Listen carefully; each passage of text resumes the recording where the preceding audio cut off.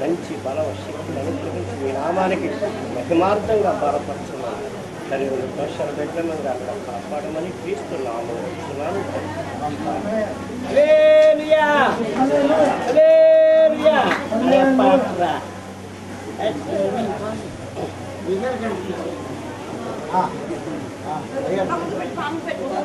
నువ్వు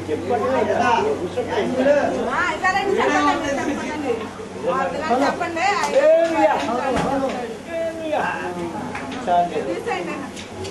అరే ఏమి లేకుండా ఏం పోయి ముట్టేస్తావు రే చిన్నగా ఏంట్రా ఇది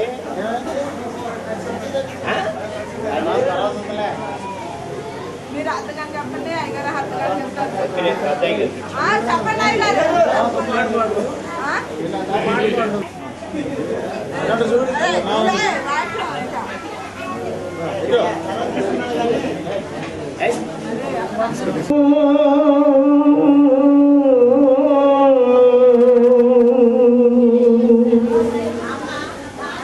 దిగ్విజయ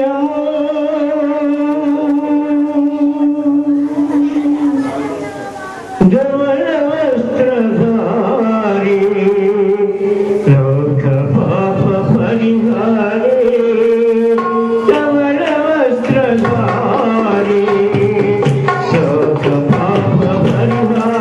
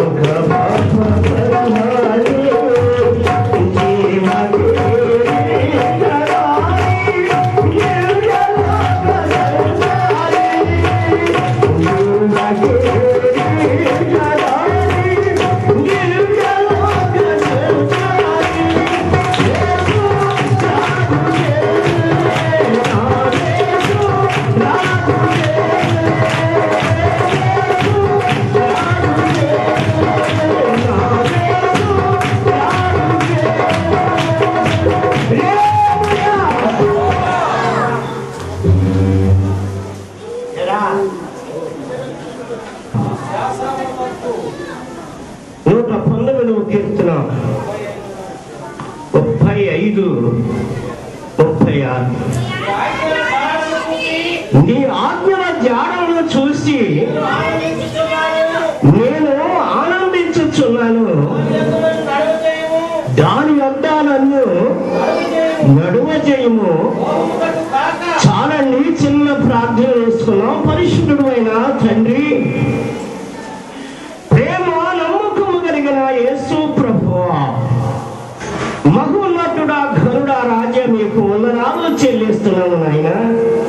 కృపతో మీరు జ్ఞాపకం చేసుకొని ప్రభువా, ఇచ్చిన సమయాలను బట్టి మీకు వందనాలు ప్రభువా. సంఘాన్ని, మీ దాసుని దాసురాలను, ఇచ్చిన బిడ్డలను మీరు ఆశీర్వదించి దీవించి బలపరచండి ప్రభువా.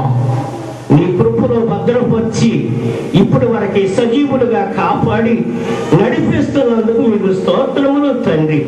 జ్ఞాపకం చేసుకొని అల్పుని కొద్దివాడిని ప్రభువా, నా దోషాలు అడ్డు రాకుండా మీరు నడిపించమని క్రీస్తు నామమున అడుగుచున్నాను తండ్రి, ఆమేన్.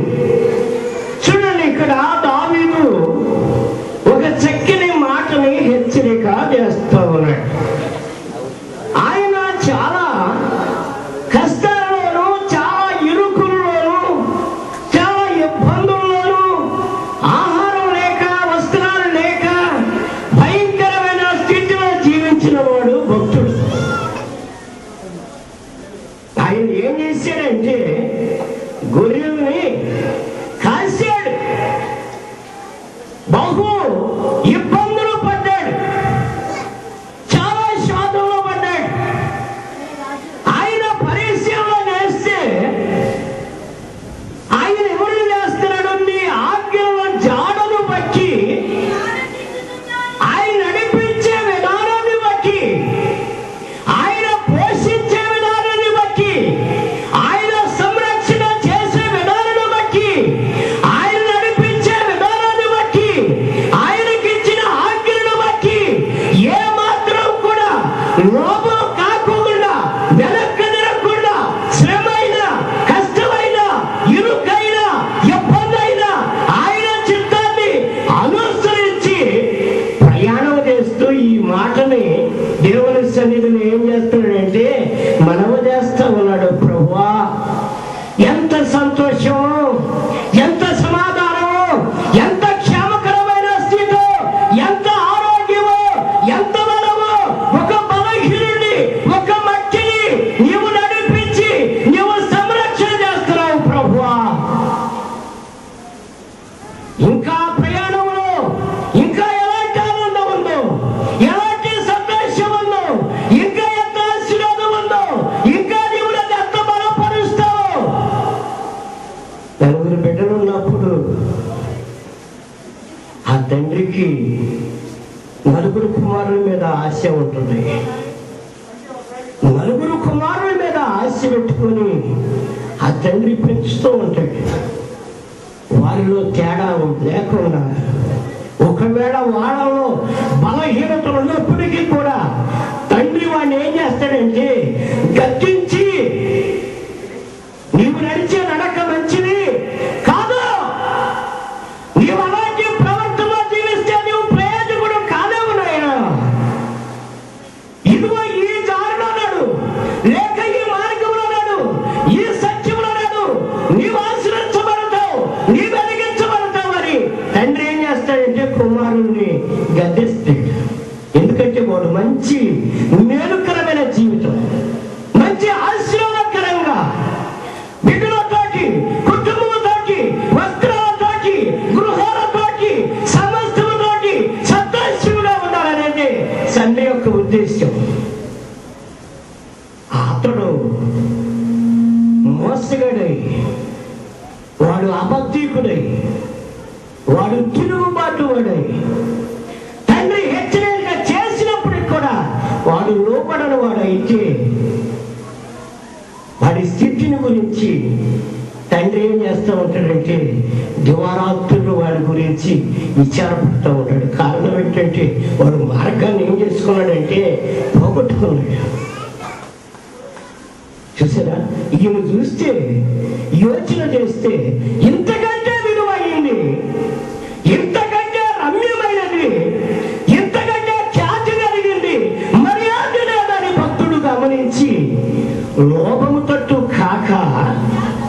లోబితనంగా కాక, బలహీనమైన వాటిని కాకోకుండా, దిక్కుమాలిన వాడిని కాకోకుండా, ఒకవేళ నీ ఆజ్ఞలో భంగము చేసేవాడిని కాకుండా నన్ను బలపరచు ప్రభువా, నీవు నన్ను సంరక్షణ చేయి ప్రభువా.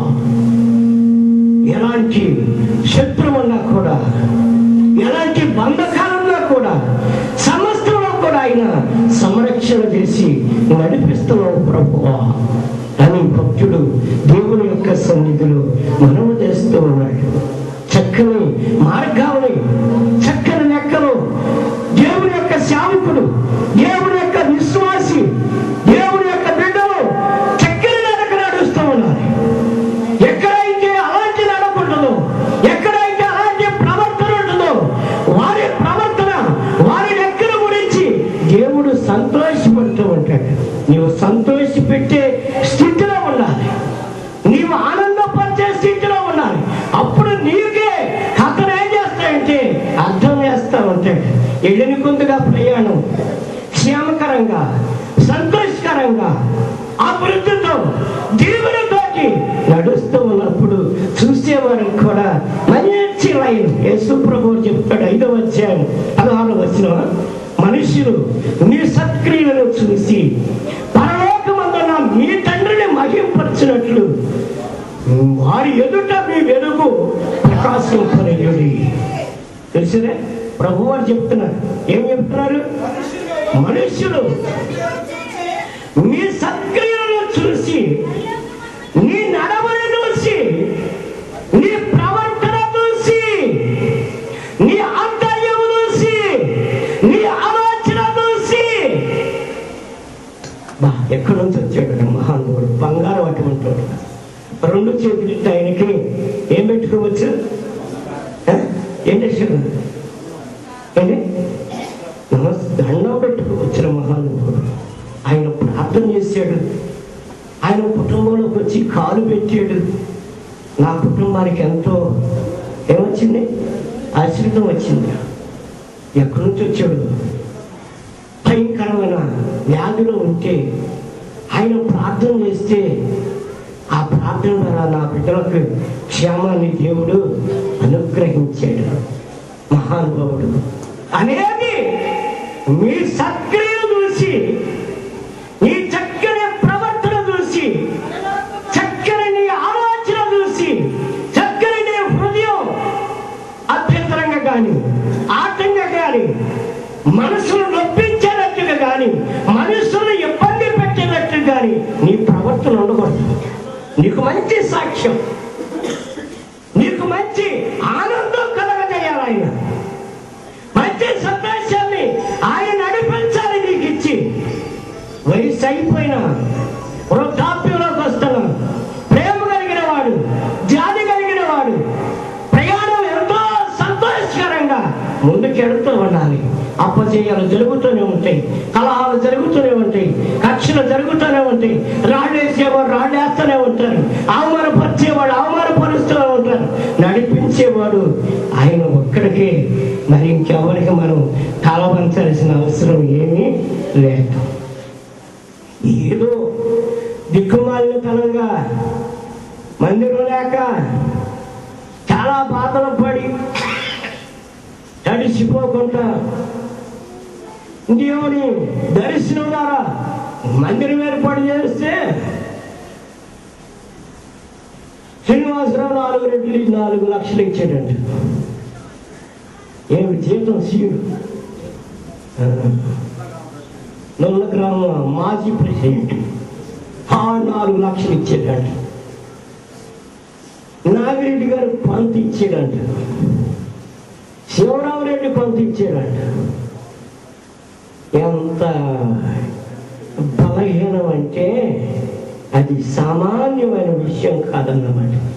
ఒక్క సంఘంలో తప్ప ఒక్కరి దగ్గర 10 రూపాయలు నేను అడగలసిన. అంతే.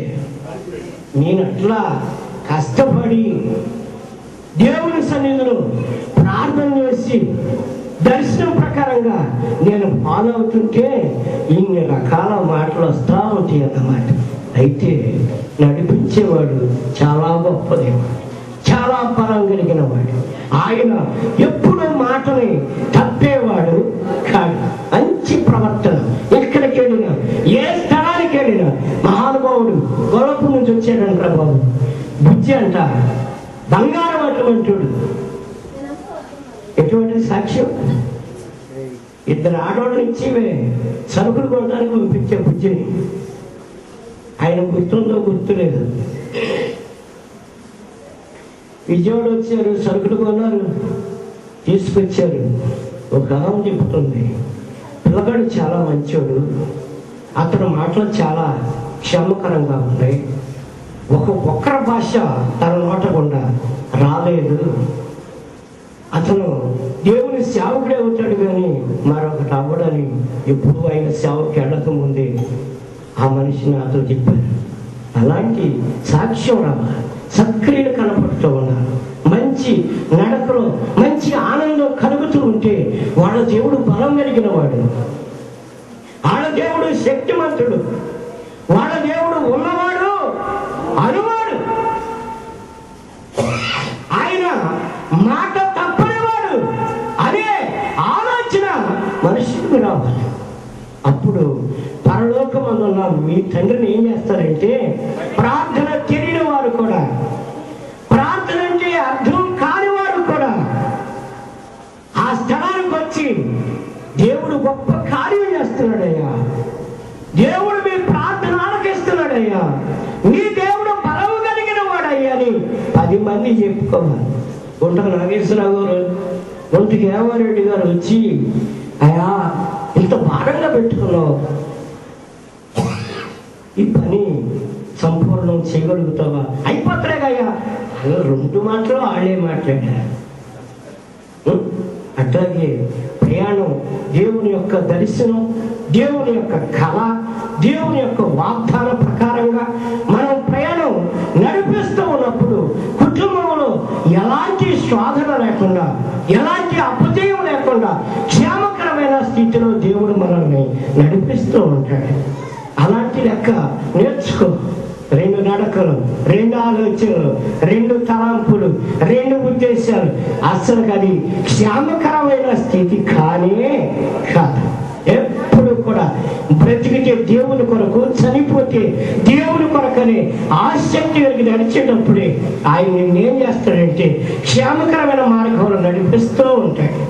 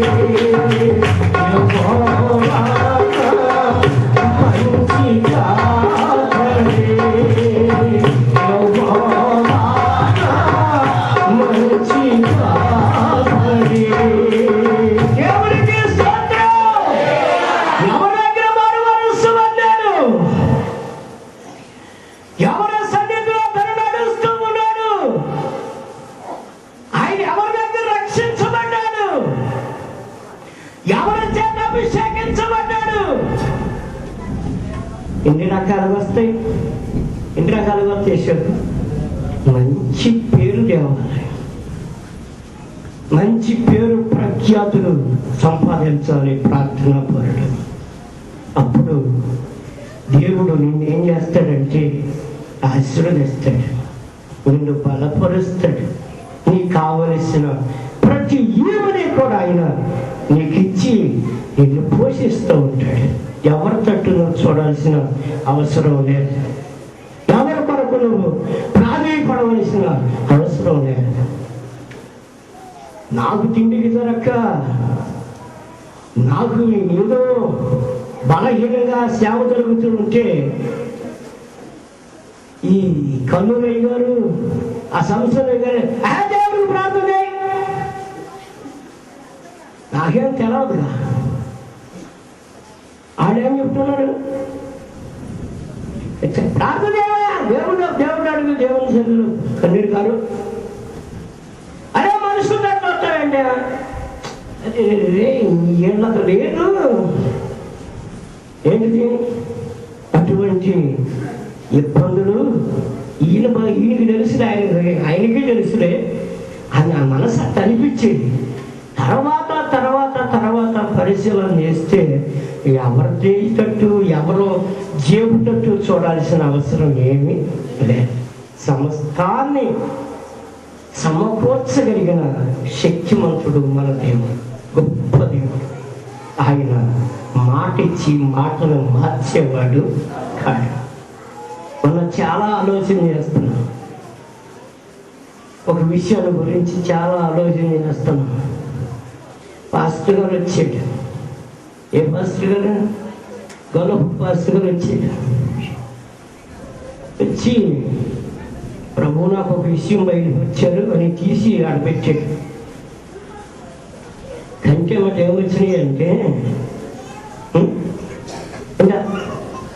కన్నీరు కాదు. ఏంటి ప్రభువా, నీ చిత్తం ఎట్లా ఉందా? ఇంకొక ఆయన జాగ్రత్తగా దాచుకుంటున్నాడు డ్రాయర్లో పెట్టి. ఆయన డ్రాయర్లో పెట్టుకొని దాచుకుంటుంటే రాత్రి ప్రభు అంటున్నాడంట, ఈ తక్షణం తీసుకెళ్ళి అర్జెంటుగా ఉన్నయ్య గారి చేతిలో పెట్టిన ప్రార్థన చెప్పుకొని రాన్నాడంట. ఆయనకి చక్కగా దర్శనం వచ్చేసరికి ఈ దొరగారు అక్కడికి వెళ్ళాడు. ఏ దొరగారు? ఈ గొల్లపూడయ్య గారు. ఏమన్నా దర్శనం వచ్చిందండి అన్నాడు. అరే దర్శనం దేవుని మాట లేకపోతే నీ మాట అబ్బా అని తీసుకొచ్చి పుట్టుకు మట్టుకి ఆ క్యాష్ని తీసుకొచ్చి అప్పచెప్పలేరు. దేవునికి స్తోత్రం. ప్రార్థన అది ప్రయోజకుడు. మంచి వెలుగులోకి రా, దేవునితో పోరాడు, దేవుని శక్తిని నీవు ఆశ్రయం చేసుకో. కొద్ది వాక్యం దేవుడు దీవించనుగా. కైగారు సగిలించి అన్నాడు. ప్రార్థన దయగలిగినట్టండి. వందనాలు ప్రభువా, సహాయం వచ్చి గొప్ప తండ్రి, నమ్మకం కలిగిన దేవుడు, జ్ఞాపకం చేసుకో సంఘాన్ని, ఈ దాసుని దాసురాలను ఇచ్చిన బిడ్డలను మీరు ఆశీర్వదించి నానాటికి ఏసేపులాగా ప్రభువా భరించే ధన్యతను మీరు అనుగ్రహించి జీవించి నడిపించమని క్రీస్తు నామమున అడుగుచున్నాను తండ్రి. ఆమేన్. అందరికీ వందనాలండి.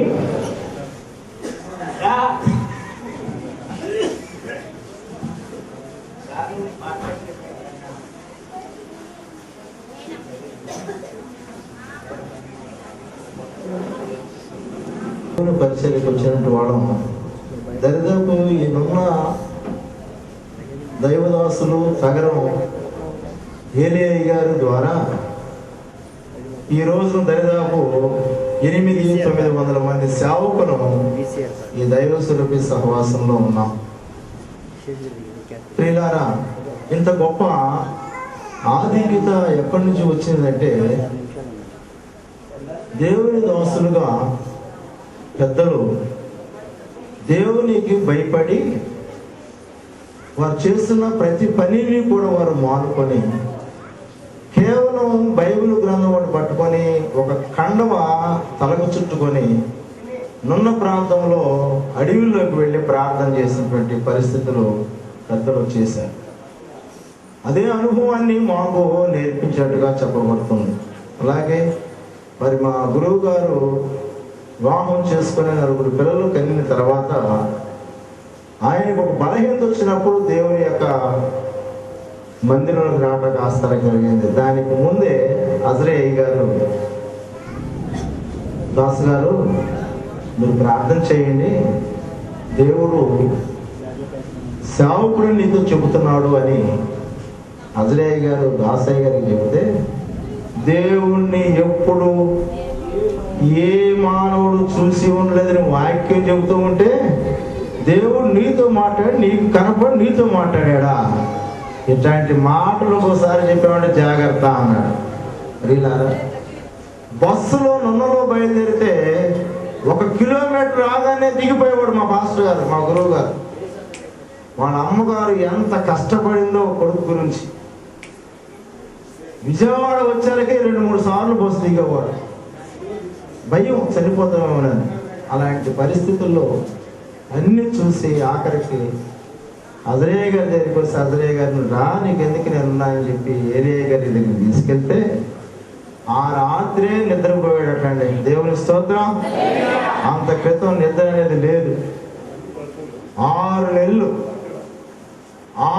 నిద్ర లేదు, భోజనం లేదు. ఇంట్లో పిల్లలు, భార్య, తల్లి వీళ్ళందరూ కూడా ఆయన్ని ఒక కంట కనిపెడుతూ ఉన్నాడు. ఏమైపోతాడో పిల్లవాడని తల్లి, భార్య, నా పిల్లలు ఈ విధంగా ఉన్నాము, నా భర్త ఏమైపోతాడని వాళ్ళు ఈ స్థితిలో చిన్న పిల్లలు వేసుకొని మందిరంలోకి వచ్చినప్పుడు అజరేయ్య గారు ఆదరించి ఏరియా గారి ద్వారా రక్షణ నడిపించాడు. మరి అజరేయ్య గారు అయితే బాల్యం నుండి దేవునిలోకి వచ్చి 3 రోజుల్లోనే దేవుని యొక్క మాటను లాజరయ్య గారి ద్వారా, ఈ రోజు నువ్వు చనిపోతే నీ శరీరము పిల్లిపోయి పురుగులు తింటుంటే నువ్వు ఇంకా వయసున్నా, పెళ్లి కావాలా, పిల్లలు పుట్టాలా, అప్పుడు నువ్వు వచ్చేది అని ఈ వాక్యాన్ని చూపించాలి. యెషయా గ్రంథం 8వ అధ్యాయం 8వ వచనం చూపించాలకి మరి అజరేయ్య గారికి భయం వచ్చి అప్పటికప్పుడే ఆయనకి నన్నలో పొలాలు ఉన్నాయి, ఆ 3కి ఉన్నాయి నన్నలో పొలాలు, మామిడి తోటలు ఉన్నాయి. అయ్యగారి పొలంలోకి వెళ్ళి ప్రార్థన చేసినప్పుడు ప్రభువు ఆయనతో మాట్లాడి, గొప్ప వెలుగు నీలోకి నీ ఇంట్లోకి వెళుతుంది అని అంటే, ప్రభువా ఇంకా రాని అని ఆయన మాట్లాడినాడు. మరి ప్రియులారా, ఆయన ద్వారా ఈ రోజున నిజంగా మీతో నేను చెప్పాలి అంటే, ఒక సంస్థకి ఆయన డైరెక్టర్గా ఉన్నాడు అంటే మీరు ఎంతమంది నమ్ముతున్నారు? ఏమండి, గట్టిగా చప్పట్లు కొడదాం. ఒక సంస్థకి డైరెక్టర్గా దరిదాపు 1000 మంది సేవకులుగా ఉన్నటువంటి ఒక సంస్థకి జీతాలు లేవు, అడిగేది లేదు. ఎవరిని ఇదిగో నువ్వు ఎంత ఇస్తావో, మేము పని మొదలు పెట్టావు, నువ్వు ఎంత ఇస్తావో అంటూ లేదు సంఘంలో కూడా. ప్రియులారా, సహవాసాలు కానీ, సంఘాలు కానీ, ఇతర సంఘాలు కానీ రూపాయి లేకపోకుండా విశ్వాసం ద్వారానే మా పూర్వీకులు ప్రారంభించేటువంటి సేవని ఇప్పటికి అదే కొనసాగిస్తూ ఉన్నాం. చూసే వాళ్ళకి ఆశ్చర్యంగానే ఉంటుంది. చెప్పాడు కదా అయ్యగారు, జీవరత్నం అయ్యగారు, నేను వచ్చినప్పుడు 4 స్తంభాల మీద పాక ఉంది, తర్వాత వస్తే ఇంకొక విధంగా ఉంది, తర్వాత వస్తే ఇంకొక విధంగా ఉంది. ఇలాంటి మాటలు చెప్పుకుంటూ వస్తూ ఉన్నారు. ప్రియులారా, ఇది కారణం ఏంటంటే ఇది దేవుడు కలగజేస్తే. మేము ఒకటే, మాకు బ్యాంకు బ్యాలెన్స్లు ఉండవు, బ్యాంకులో మేము దాస్తున్నాము. మాకు ఉన్నది ఏదో మా దగ్గర ఉంటుంది, ఉన్నదాన్ని మేము ఇలాగనే చేస్తూ ఉంటాం. ఈ వారం అంతా సేవకురాలు ప్రార్థనలో ఉన్నారు. ఒక సుట్టం వస్తే 2వ రోజున మనం ఎత్తుకోవాల్సి వస్తుంది. మరి దాదాపు 10-15 మంది సేవకురాళ్ళు, 20-30 మంది సేవకులు వచ్చి వారం రోజులు ఉంటున్నారు అంటే ఎలా ఆలోచన చేయండి. అది ఎవరిని అడిగేది? మరి ఇంతమందిని మేము ప్రతి 3 నెలలకి దేవుని యొక్క పరిచర్యలో సేవకులకి ఏ విధంగా దిద్దుబాటు పెట్టి ఇలా చేస్తూ ఉంటాం. ఇక కల్లూరు అయ్యగారు అయితే ఇక రోజు 100ల సంఖ్యలో వారి దగ్గర ప్రార్థనలో ఉంటారు. సంవత్సరాల తరబడి దిద్దుబాటు నిమిత్తంగా ప్రభువు చెప్పాడని వచ్చి వ్యాధిగ్రస్తులు, కుష్టి వ్యాధిగ్రస్తులు, పాములు కరిచిన వాళ్ళు, దేవుళ్ళు కరిచిన వాళ్ళు, ఏమండి అలాగే పక్షవాతం వచ్చిన వాళ్ళు, రక్తస్రావం, ఇలాంటి వ్యాధులగ్రస్తులు అందరూ కూడా ఆయన దగ్గరికి వస్తే వితౌట్ మెడిసిన్ ద్వారా, మందులు లేకోకుండానే చాలా మంది స్వస్థత కలిగి ప్రార్థన చేస్తున్నారు. దేవుని స్తోత్రం. వారిలో చిన్న చిన్న వాళ్ళని, లేకపోతే చదువు లేని వాళ్ళు, ఏదో విశ్వాసులు వీళ్ళే అనుకుంటున్నారేమో. ఏమండి, డిఎస్పీలు ఉన్నారు, కలెక్టర్ ర్యాంకులు ఉన్నారు, ఏనా, మరి అలాగనే ఇంజనీర్లు ఉన్నారు. అయ్యగారి దగ్గర చాలా మంది ఈ స్థితిలో మార్పులుంది. వారు కూడా సామాన్యులుగా వచ్చి కూర్చొని ప్రార్థన చేసినట్టు ప్రార్థన చేస్తున్నారు. దేవుని స్తోత్రం. మరి అలాంటి దైవదాసులు మన మధ్యలో వారు కూడా కొద్ది నిమిషాలు మనకు దేవుని యొక్క వాక్యాన్ని అందించి వారి అనుభవాన్ని మనము ఏమండి పొందుదాం.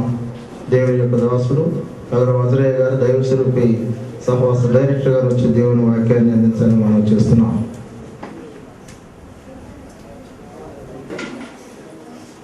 మీరందరూ పాట పాడుతున్నారు, నేను కూడా ఒక పాట పాడతారా?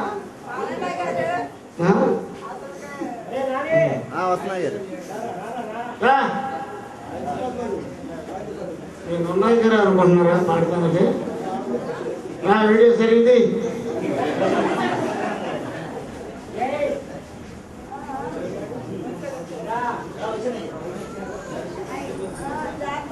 స్తుతింతో పరిశుద్ధుని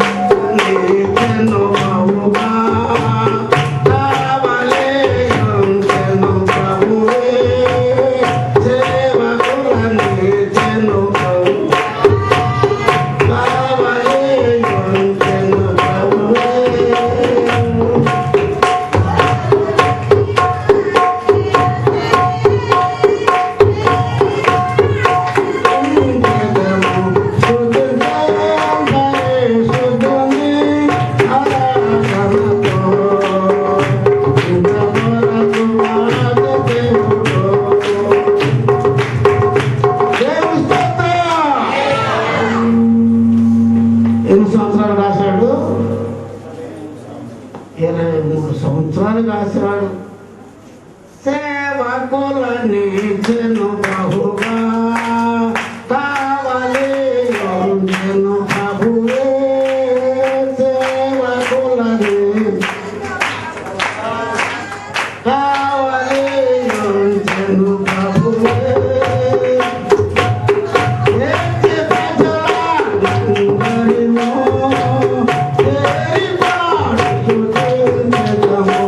Thank you.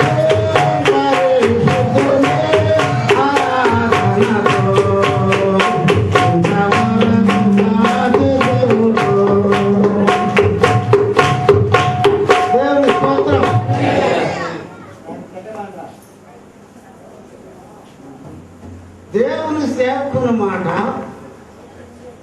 రూఢిపరచుకోవడము. చేస్తారు మీరు, నేను చెప్పకుండా చేస్తారు. ఆ వాక్యం ఎక్కడ ఉందో.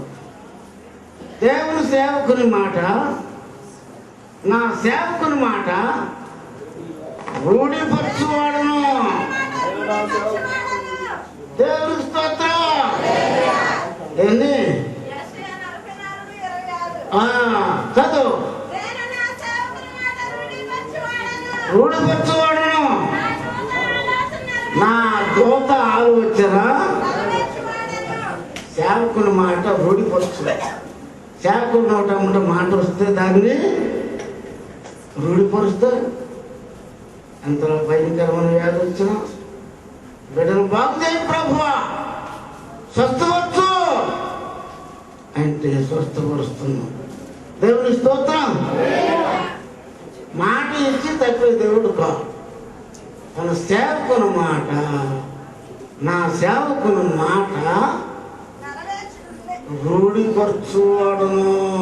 రూఢి ఏంటి? రుజువు, గ్యారెంటీ. నోట్లోంచి మాట వస్తే మాత్రం నెరవేరుతే.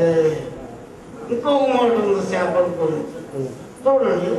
52వ అధ్యాయము 13వ వచనం చూడండి. 52.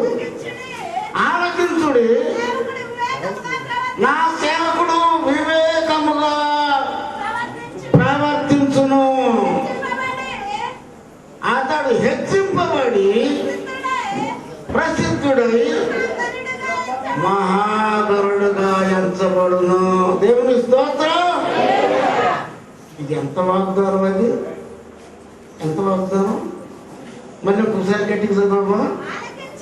ఆలకించుడి, నా సేవకుడు వివేకముగా ప్రవర్తించును. అతడు హెచ్చింపబడి ప్రసిద్ధుడై మహాగరుడుగా. ఎవరు మహాగరుడు? దేవుడి సేవకుడు. దేవుడి సేవకుడికి ఎంత వాగ్దానము, ఎంత అభివృద్ధి. ఆశ్చర్యకరుడు దేవుడు. ఎలాంటి దేవుడు? ఆశ్చర్యకరుడు, ఆలోచనకర్త, బలవంతుడైన దేవుడు, నిత్యుడకు తండ్రి, సమాధానకర్తకు అధిపతి. ఇన్ని పేరుతో ఉన్న దేవుడు తన సేవకులను ఏర్పాటు చేసుకొని ఇలాంటి కార్యాలు చేస్తున్నారు. జీవరత్నయ్య గారు ఒకసారి కల్లూరు అంటున్నాడు, అయ్యగారు ఆ గొల్లపూడి అయ్యగారి ఇల్లు జమీందారి ఇల్లా లేదా పాస్టర్ గారి ఇల్లు అది అన్నాడు నాకు. ఏంటి ఎట్టుందన్నా? ఎట్టుంది ఏంటండి? జమీందారు వెళ్ళినట్టుంది. అంతేనండి, ఉండదంతా దేవునికి ఇస్తే అట్టకి ఆశీర్వదిస్తాడు అని చెప్పాడు. అనుకుండా పుస్తక కాస్త ముందుగా దేవునికి ఇచ్చి దేవుని సేవ అభివృద్ధి చేసి వాగ్దానం ఇచ్చాడు ఆయన. బైబిల్ గ్రంథంలో వాగ్దానములన్నీయో నావే, ప్రత్యక్షమోచనము అన్ని దైవ ప్రేమ దీవెనలే. బైబిల్ వాగ్దానములన్నీ నావే, బైబిల్ వాగ్దానములన్నీ. ఏంటి ఆధారం సేవకుడికి? ఏంటి ఆధారం? వాగ్దానమే. ఇంకో భక్తుడు అంటాడు, నీ వాగ్దానము నమ్మి నీపై భారము పెట్టి జీవా మార్గము కంటే. ఏమి నమ్మాలి తెలిసినప్పుడు? ఏం పొందాలి? వాగ్దానాలు పొందాలి. వాగ్దానాలే మనకి ఆధారం.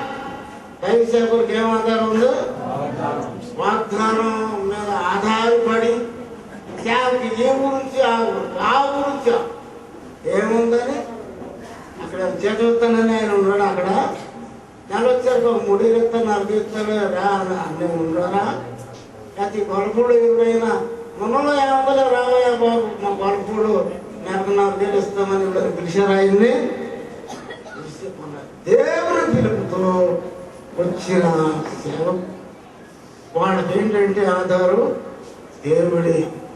దేవుడి మీద ఆధారపడి బ్రతుకుతుంటే దేవుడి చూసి దాన్ని ఆ సేవను చూసి ఆ ఊర్పును చూసి అన్ని చూసి ఆశీర్వదిస్తారు. దేవునికి స్తోత్రం. ఆశీర్వదించిన కాడ నుంచి అనేకమైన పేర్లు మళ్ళీ వెనకాల వస్తా ఉంటాయి. దేవుని మాట మీద వచ్చినప్పుడు ఎవరు ఏమనుకోరు. దేవుడి నుంచి వచ్చారంట సేవకి పని పాట లేకుండా కూర్చుంటే దేవుడు తెచ్చి పెడతాడా?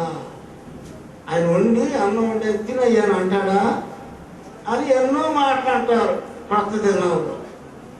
కాస్త దేవుడు ఆశీర్వదించిన తర్వాత ఏమంటారు? కూర్చొని బయటకు తింటున్నారు, మాకు కూడా లేదండి. ఒక గ్రామం నుంచి ఒక అమ్మాయిని ప్రార్థన, ఆయన భార్యకి విరోచన ఎన్ని డబ్బులు ఖర్చు పెట్టినా తాగచ్చు. కానీ ఎవరో చెప్పారు, విజయవాడ నుంచి ఒక భక్తుడు వచ్చాడు, కర్నూలులో ఉన్నాడు, ఆయన వ్యాధులు బాగు జరుగుతున్నాయి ఆయన ద్వారా అంటే ఆయన కూడా వచ్చి 2 మాసాల నుండి ప్రార్థన. అక్కడి నుంచి ఆయన వరంగల్ వెళ్ళమన్నాడు ప్రభు. వరంగల్లో వెళ్తాను బయలుదేరితే అందరూ ఏమనుకున్నారంటే ఈ ప్రార్థన వంట పెట్టుకు మన అబ్బాయికి శాతపడి చేశాడు, శాతపడి చేసి ఇక్కడ వరంగల్ పోవాలంట, తీసుకొచ్చి పోలీస్ స్టేషన్లో పెట్టి కొడదాం, అయితే మన కరారు పడగా పిలిపించి కోట వేద్దాం అనుకున్నాం. నా కోట వేస్తా రోజు ఆ ఊరు వెళ్ళాల్సి వచ్చింది. కరారు పడేది గ్రామం. అక్కడ మొత్తం మీద కూడబోలుకున్నారు అందరూ. ఏదో కాగితాలు కావాల్సి బాగా ఇంట్లో తెగి అవి చూసుకున్నాడు. పెద్ద గందరగోళం చేశారు. నువ్వు శాతపడ్డా చుట్టాలందరూ వెళ్ళిపోయి ఆ సేవకుడు మేనమాకు 100 ఎకరాలు మాట్లాడు. ఆయన అనుకున్నట్టు అన్యాయంగా మా మేనవాళ్ళు పాడు చేశాడు, వీళ్ళు ఎక్కడి నుంచి వచ్చాడు, సేవంట వరంగల్ పంపారంట, శాతపడి చేశాడు, ఎప్పుడు దొరుకుతాడు అని ఆయన చూశాడు. కొంతకాలానికి ఆ ఊళ్ళోనే ప్రార్థన పెట్టాల్సి వచ్చింది.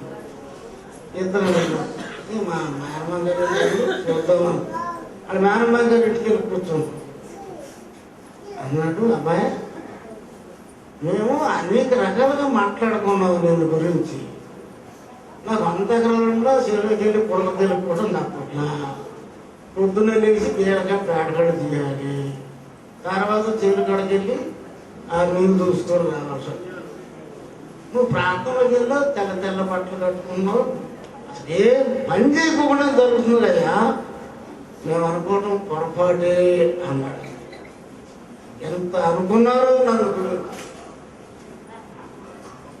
అందరూ మళ్ళీ అనుకున్న వాళ్ళందరూ ఇంటికి రావడం జరుగుతున్నారు, మాట్లాడటం. అలాగే ప్రియమైన దేవుని బిడ్డలారా, కృప చూపుట పరుని ప్రియులకు ప్రియులుగా చేయించి, కృప చూపుట పరుని నరులకు ప్రియులుగా చేయించి. వల్లభవుడు వచ్చాడు, ఏం చేశాడు ప్రభు? కృప చూపుట వారుని నరులకు ప్రియులైపోతారు. దేనివల్ల? దేవుని కృప వల్ల. అయ్యగారు చూశారు కావచ్చు, మీకు అవసరం ఆ వాటికే మీరు తీయలేకపోయారు. అయ్యగారు కుదురు కూడా తీయలేదు కదా, అయ్యగారు కొడుకు తీయలేడు, అయ్యగారు కూడా తీయలేడు, దేవుడు తీయలేదు. ప్రభుత్వం పుట వారిని నరులకు ప్రియులుగా చేయించి. తిరగయ్యారుగా కొంచెం లేట్ అవుతుందిగా. లేట్ అయినా చూపించమన్నారా చెప్పరా?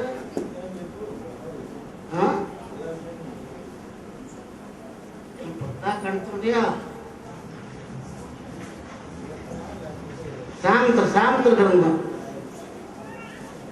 తిరిగి చూడండి. కృప్పు కాడు ఎక్కడ కృప్పు నాకు చూపు తగ్గిందిగా.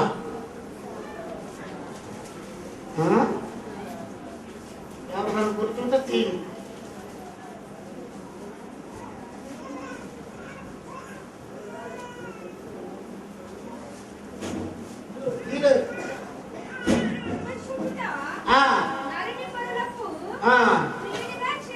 విన్నమ్మా సాయంత్ర గ్రంథం విని 19వ అధ్యాయము 22వ వచనం. 19:22 చదవండి ఇంకొకరు. కృప చూపుట నరుని పరులకు ప్రియులుగా చేయును. ప్రార్థనలో పట్టుదల. నువ్వు బాగా ప్రార్థన చేస్తే ప్రియులుగా చేస్తాడు.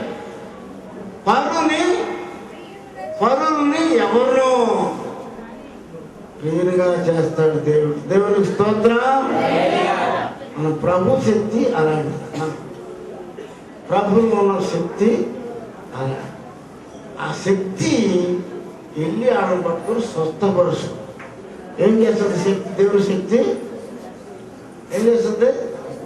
స్వస్థపరుస్తుంది. దేవునికి స్తోత్రం. నేను ఒక ఆయన తేలి పుట్టింది. పుట్టంగానే తాడు తీసుకొచ్చి కట్టక్కని దగ్గర తీశాడు. అరే మా వాడు తేలి పుట్టిందండి 5 రోజులు అన్నాడు పక్కన ఉన్న మనిషి. నేను అన్నా తేలి పుట్టదు తేలి పుట్టదు మాట ఎందుకండి. చూసామండి ఎర్ర తేలు పుట్టిందా? పుట్టిందండి. మరి కట్టెప్పు తీసి చూద్దాం. తేలి పుడితే నవ్వుతో మాట్లాడతాను నాతో. నేను ఇప్పుడు ఏడు చేయాలి కానీ కట్టిప్పాను కానీ కట్టి గక్కలు తెచ్చింది ఇక్కడ కట్టిపోయింది. ఇప్పుడు గక్కలు కాసేపు ఏడ నుంచి అట్టెడతాడు చూద్దాం. ఏడ నుంచి దిగో వేస్తున్నామన్నా దిగో జాడించమయ్యా చేయగట్ట. ఎక్కడ ఉంది ఇప్పుడు? ఎక్కడే ఉందండి. గురగురు ఆడుకుంటాడు. మద్దరికి వేస్తున్నామన్నా ప్రార్థన చేస్తాం. ఏంటది? దానికి ఎట్ట తెలుసు నా మాట? మీరందరూ అనొచ్చుగా. మీరందరూ అంటే దిగుదా? నా మాట దానికి ఏం తెలుసు? విషయానికి ఏం తెలుసు? చాలా ఆశ్చర్యపోతాను నేను దేవుడు చేసే కార్యాలను చూసి. ప్రభువా ఎంత కార్యాలు చేసేది మానవుల పట్ల. అందుకని కృప మనుషుల్ని మార్చుద్ది.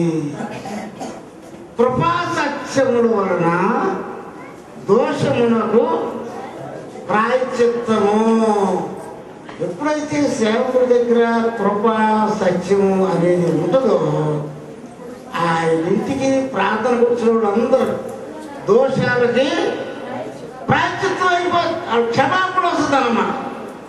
ఆ సేవకుడి దగ్గర కృప లేకపోతే వచ్చిన వాళ్ళు మెదలకుండా పోవడమే.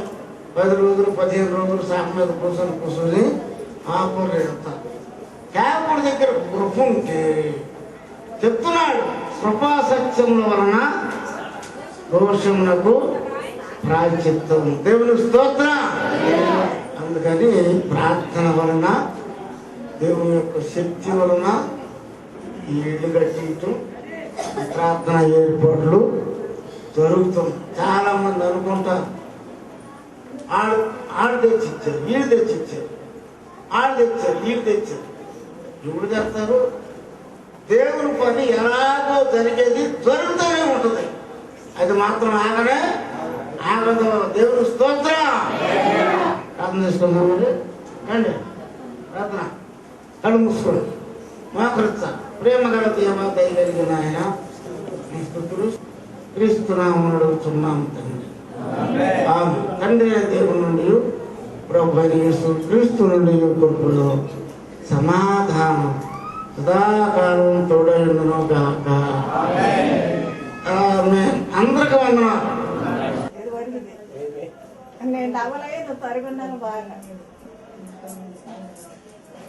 దైవ సరుకులోనే పెద్ద చర్చి కడితే బాగాలేదంటే ఫస్ట్ చేసింది నేనే అసలు. పెద్ద దైవస్వరం సంవత్సరం ఫస్ట్ చర్చి కట్టింది నేనే. నువ్వే కట్టావు కాదంటలేదులే, స్లాబ్ వేసింది నువ్వేలే.